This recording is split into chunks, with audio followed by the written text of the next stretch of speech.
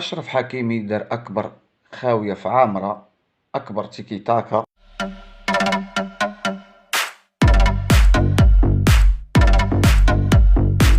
دارها للزوجة ديالو. تابع معنا الفيديو حتى الاخر باش نعرفوا هاد الشمس العشية اللي دات الزوجة ديال أشرف حكيمي وشنو هو السبب. بعد ما أن أشرف حكيمي كان عنده واحد المشكل ديال الاغتصاب، واحد الدعوة كانت عنده ديال الاغتصاب واحد فتاة فرنسية، هذاك الشيء غير كذوب. قامت الزوجة ديال أشرف حكيمي بالانفصال منه ودارت دعوة حتى هي على أشرف حكيمي، دعوة بالطلاق ودعوة باش تاخد نصف الثروة ديال أشرف حكيمي.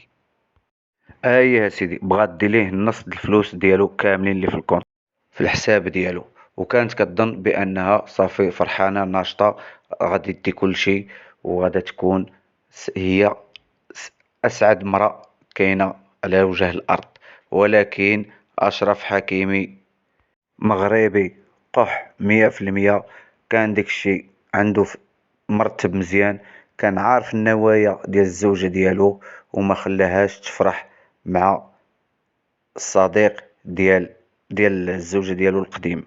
هاد السيد هذا اللي تشوفه في الصورة دابا، هذا هو الصديق ديال زوجة أشرف حكيمي اللي كان معاها قبل، وبدات كتنشر في الصور ديالها باش تستفز أشرف حكيمي وباش يدير شي خدمة ماشي تما، وتأكد عليهم بأن أشرف حكيمي واحد الشخص ماشي مزيان وما كيعرفش يتعامل مع النساء.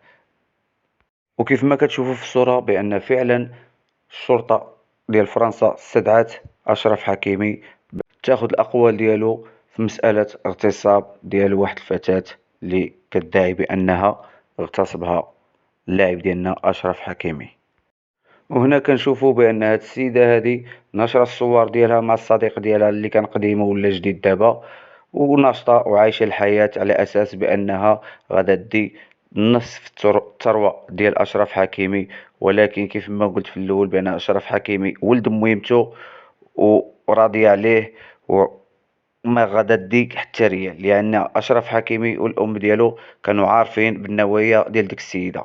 بعد ما رفعت عليه دعوى قضائية مشات رجعت للصديق ديالها القديم ومشات دارت واحد البرنامج في قناة كواترو إسبانيولية سميتها أورميغيروس هي هادي، وكتبان ناشطة فرحانة. ولكن نسات بأن أشرف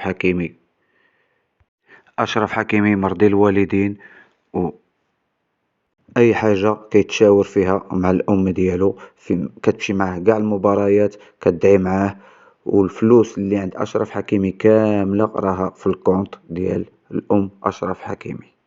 يعني هاد الروينة هادي كاملة اللي دارت هاد السيدة هادي ما صورت منها حتى شي حاجة، ما صورت حتى شي حاجة منه.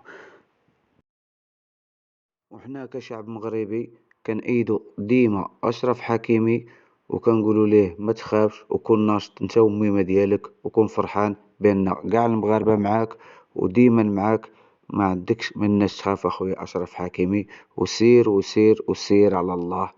ومن هذا المنبر هذا كنقول لك أشرف حكيمي راك مرضي الوالدين وما تخاف انت شي حاجة، توكل على الله وربي معاك اخويا حكيمي.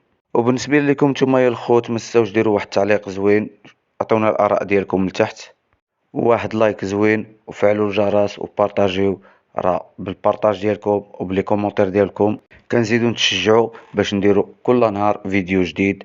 وشكرا لكم، الى الحلقة الجاية ان شاء الله.